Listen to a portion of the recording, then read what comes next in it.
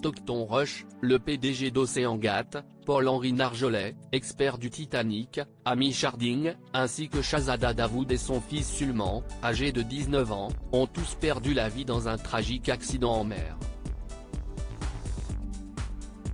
Afin de contempler l'épave du Titanic d'un peu plus près, les 5 hommes sont partis en expédition à bord du Titan, un petit sous-marin exploité par Oceangate, une société privée américaine qui fournit des submersibles avec équipage, destinés au tourisme. Le Titan avait donc été construit pour assurer des visites de l'épave du Titanic, facturées 250 000 $ par personne. Hélas, le véhicule marin ne fera plus jamais de descente sous-marine. Alors que le Titan se trouvait non loin de l'épave du célèbre paquebot, le submersible a implosé par 3800 mètres de fond, entraînant sa destruction et la mort de tous ses passagers. Un drame qui a énormément fait réagir sur les réseaux sociaux. Un aller sans retour. C'est le 18 juin 2023, au petit matin, que le Titan plonge pour la dernière fois dans les eaux de l'Atlantique Nord, depuis Terre-Neuve, au Canada. Environ 2 heures plus tard, le contact est perdu avec l'appareil. C'est lorsqu'il a été constaté que le Titan ne refaisait pas surface dans l'après-midi que les autorités ont décidé d'entamer des recherches, employant les grands moyens. Des avions américains et canadiens, équipés de puissants sonars, ont ainsi été envoyés survoler la zone de recherche, tandis que la France a mis son navire l'Atalante à disposition, sollicité par l'US Navy. Le 21 juin, les US Coast Guards font savoir que des bruits sous l'eau ont été détectés par des avions canadiens en mission.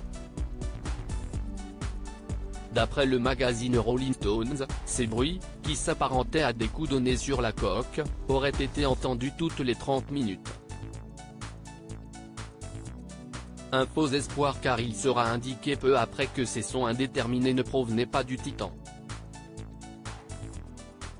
Le lendemain, les gardes-côtes américains ont annoncé avoir retrouvé un champ de débris, près du Titanic, non loin de l'épave, correspondant au submersible de tourisme. C'est un environnement qui ne pardonne pas, à ses profondeurs, a déclaré John Moget, le contre-amiral des gardes-côtes américains, avant de confirmer qu'il n'y avait aucun survivant. Ironie du sort ? Les mémoires de Hamish Harding, Shahzada et Sulman Dawood ont été salués par James Cleverly, le ministre des Affaires étrangères du Royaume-Uni. Sur Twitter, le politicien a déploré la tragique nouvelle et exprimé son soutien et ses condoléances profondes aux familles des 3 ressortissants britanniques. L'explorateur français Paul-Henri Narjolet a eu droit à un hommage rendu à la Cité de Mer, un parc scientifique dédié à l'exploration sous-marine, situé à Cherbourg-en-Cotentin, en Normandie. Quant à James Cameron, il a également pris la parole. Ce dernier s'est beaucoup inspiré des travaux de Paul-Henri Narjolet pour réaliser le film Titanic, qui a été le plus grand succès de sa carrière. Aussi n'a-t-il pas hésité à faire part de son incompréhension face à ce qu'il considère comme une répétition de l'histoire. Je suis frappé par la similitude de la catastrophe du Titanic lui-même, où le capitaine a été averti à plusieurs reprises de la présence d'un iceberg devant son navire et pourtant il a avancé à pleine vitesse dans un bloc de glace. Car le Titan n'avait jamais été homologué par un organisme indépendant, de par sa conception jugée trop innovante pour être validée comme sûre. Cependant, il pouvait légalement circuler sur les eaux internationales, malgré son autonomie limitée et les réticences de David Lockridge, le directeur des opérations maritimes d'Oceangate.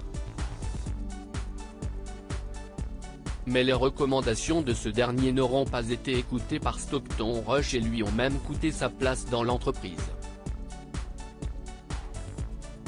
Une tragédie qui ne sera pas exploitée par James Cameron. Ce vendredi 14 juillet, le tabloïd The Sun affirmait que James Cameron avait été contacté pour réaliser une série sur cette aventure funeste. Le réalisateur aurait même été en discussion avec une célèbre plateforme de streaming pour retracer le destin malheureux des 5 occupants du Titan. Cette catastrophe est considérée comme un événement majeur par ce géant du streaming, qui la juge suffisamment marquante pour être adaptée en série. Note de la rédaction, et James Cameron est leur premier choix pour la réalisation, a glissé une source. James Cameron @Getty Images. Mais il faut croire qu'elle s'est lourdement trompée et que ses propos ont poussé James Cameron à bousculer ses habitudes. Ce samedi 15 juillet, l'homme de 68 ans a tenu à couper court aux rumeurs et remettre les choses au clair sur son compte Twitter.